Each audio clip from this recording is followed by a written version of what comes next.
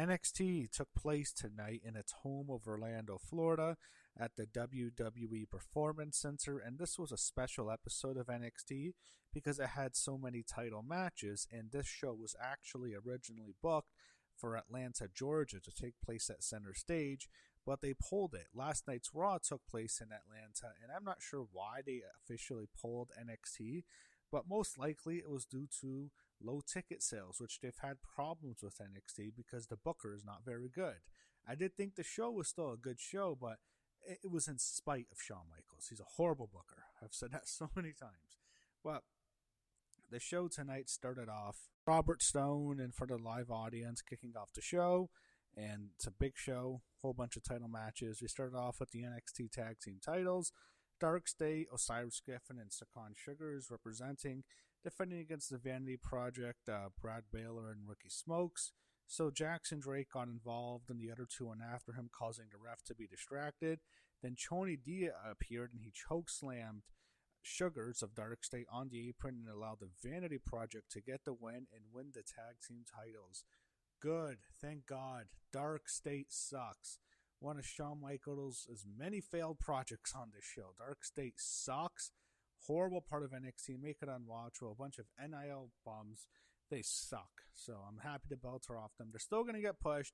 We're not going to get rid of Dark State. But I mean, these are guys who are going to go to the main roster and get released in like a year. That's what's going to happen with them. But thankfully, the belt her off Dark State. Hopefully we can see less of them on the show. Backstage, Sarah Schreiber interviewed Miles Bourne. He cuts a promo on Ethan Page before his match tonight.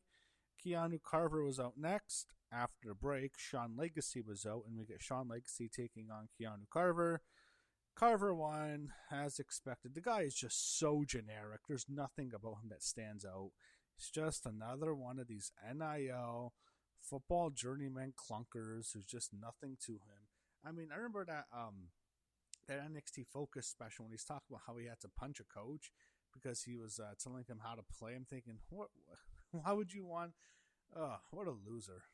Anyway, Keanu Carver sucks. It's another one of these NIL guys. You're just going to have to deal with it. For the woman, it usually works. For the men, not so much. For every Kendall Gray we get from the NIL program, we're going to have to get like two Keanu Carvers probably. There was the women's locker room, and Ren Sinclair and Kendall Gray, who I just mentioned, were talking about Ren's speed match. Then Kalani Jordan walked in, and she bragged about submitting Lola Vice. But then Lola shows up and goes after Kalani. They have to be separated. Up next was the men's speed championship. We had Jasper Troy, who sucks, another NIL guy, defending against Elio LaFleur and Eli Knight. So Eli hit the moonsault on Jasper Troy, but then Elio threw him out of the ring, and he covered Troy for the win. Good. Get the belts off these NIL clunkers, these football journeymen. You know what? Football season is over, guys. No more football. We don't have to push these guys until September, hopefully. These guys suck. I'm so happy to belt off Jasper Troy. Hopefully we don't have to see him anymore, like we don't really see Josh Briggs anymore. I'm so sick of these guys. These guys suck. It's like having to deal with Baron Corbin. Baron Corbin was the worst part of NXT during its heyday. He ruined the show. He was awful. And this is like if there's 10 Baron Corbins. That's what we have to deal with now. But I'm happy to belt off of Jasper Troy. And I look forward to seeing Elio LaFleur as champion. He can have good, quick matches, and I'd like to see him and Eli have a good feud. Ricky Saints was talking to Ethan Page backstage in the trainer's room. Vanity Project walked in, celebrating their victory, winning the tag team titles tonight. We got an NXT Chronicle on Joe Hendry. He talks about his history as a pro wrestler. Then we see Sol Ruca and Zarya heading to the ring. And then after that, we see JC Jane with Laney Reed and Fallon Henley heading to the ring as well. After the break, we got an NXT Origins on Damian Priest. Dark State was pissed off backstage. And then the camera goes to Lola Vice, who's also upset. She walks into Robert Stone's office and demands an underground match with Kalani Jordan at Vengeance Day, in which he grants her it. Sol Ruca was out next with Zarya. Then Fatal Influence comes out, making their entrance. And we get the NXT Women's Championship on the line. JC Jane defending against Sol Ruca. So before the bell rang, Zarya speared Sol Ruca, then she gave her an F5. Soul is devastated. She doesn't really know what's going on. Once she gets back to her feet, the bell rings.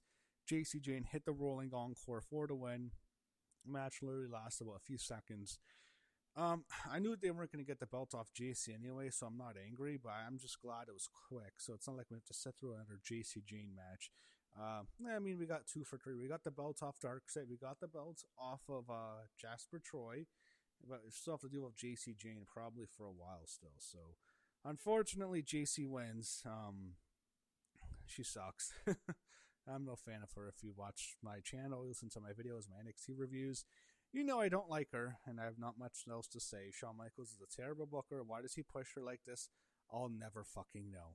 I'll never know why he wants to push JC Jane. I'll never understand his infatuation with her. I'm never going to get it.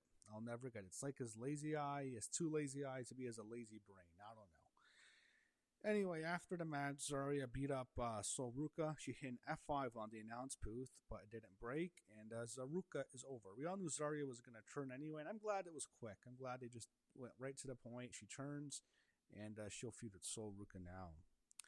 Tatum Paxley cut a promo in the crowd on Izzy Dame and recapturing the Women's North American Championship, and then Izzy appeared and went after Tatum. But then the lights go out, and Blake Monroe comes out. So that ended their segment. So it transitioned into another. I don't know where they went in the crowd. I mean, they could have fought. The lights went back on. But Blake made her entrance. Then Thea Hale was out. And we get a women's speed tournament match. Round 1, Blake Monroe and Thea Hale. So Blake got tossed to the outside quickly. Then when the referee was distracted, Jada Parker hit the hypnotic.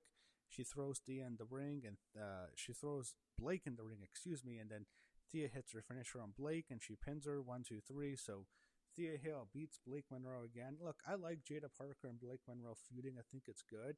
I just think this should be for the NXT Women's Championship. Why is JC Jane champion? I don't know, but yeah, a lot of people are pissed off at how Shawn Michaels has booked Blake Monroe. He deserves an F for the way he's booked her. He had a gold mine in his lap with her when they got her last year. When she made the jump, I thought, all right, she's going to do so much for NXT. They've dropped the ball with her. They haven't pushed her well. She's done good in everything they've asked for her. It's just Shawn is an idiot. He's a horrible fucking booker. Just don't know what he sees in JC Jane. He's just an idiot. Anyway, we got an NXT Chronicle on Joe Hendry. This one was on his TNA run. Then we get Uriah Connors taking on Kale Dixon. Connors got the win here. Chase U is done. I don't expect to see. I wouldn't be surprised if after WrestleMania we hear about some NXT cuts and Andre Chase is at the top of the list. Zarya confronted Fatal Influence backstage. She wants a title match next week. Then we go to Ricky Sainz talking to the Vanity Project in the locker room. He announced he's going to have his own concert next week to counter Joe Hendry. After Ricky leaves, Hank and Tank walk in with Shiloh Hill and reveal that they took apart their car. It leads to a brawl. We got an NXT focus on Miles Bourne and Ethan Page. Ethan Page was out next, then we went to break. Back from break, Sarah Schreiber interviewed Robert Stone backstage in his office. He announced his matches for next week, including JC and Zarya. Then Izzy walked in. She was upset about Tatum. Then the announcers previewed next week's show. Miles Bourne was out next, and we go to our main event. NXT North American Championship on the line. Ethan Page taking on Miles Bourne. Ethan barely sold his ankle that was Pillmanized. I think that should have been a bigger deal on this match, and it pissed me off because it was a really good heavy angle when they did it. Now it's like you forget it even happened. I forgot it even ever happened. He didn't even have a cast or something. So Ethan hit the Ego's edge on the announce booth. Later in the match, Page hit a superplex. Vanity Project eventually ran in. Miles Bourne got hit in the head with the belt, and Ethan Page pinned him. It looked like that was it. 1, 2, Miles Bourne kicks out. Then Hank and Tank come out. They fade off the Vanity Project, and then we see Ricky Sainz trying to get involved as the ref is distracted, but Joe Hendry stops him from interfering. Now it's just down to Miles and Ethan. Ethan pulled down the top turnbuckle, exposing it to the steel. But then Ethan gets driven into the steel. Miles Bourne hits his finisher. 1, 2, 3. Your new NXT North American Champion, Miles Bourne. He defeats Ethan Page. We get a nice feel-good moment to end the show. He is an NXT champion now. Good moment here. I thought this was a good match, and I thought this was a good show, and I liked how it ended. Actually, Miles celebrated with his mother in the crowd, who recently battled cancer, the announcer said. And that was actually a really nice moment, seeing him celebrate with his mom. Both look emotional. Nice way to end the show. Ends it on a high note. And this was a good NXT. There's a lot good on the show. We got some title changes, and this was definitely going to be a good show for Atlanta. But again, I don't know if it was the poor ticket sales. They moved it back to the PC. And by the way, Vengeance Day, which takes place on March 7th, is also in the PC. I'm sure they originally wanted that to be somewhere else, but it didn't work out. So Vengeance Day is on March 7th. Yeah, I don't like NXT because of Shawn Michaels. I think he's a horrible booker, but I did think the show tonight was actually decent. So I did enjoy it tonight. I just think it succeeds in spite of the booker, who's really bad. But I did enjoy the show, and I liked how it ended. So we'll see what's next for NXT. But for tonight's show, it was originally going to be in Atlanta, ended up back in Orlando in its home. And I thought the show delivered, and it definitely ended on a high note.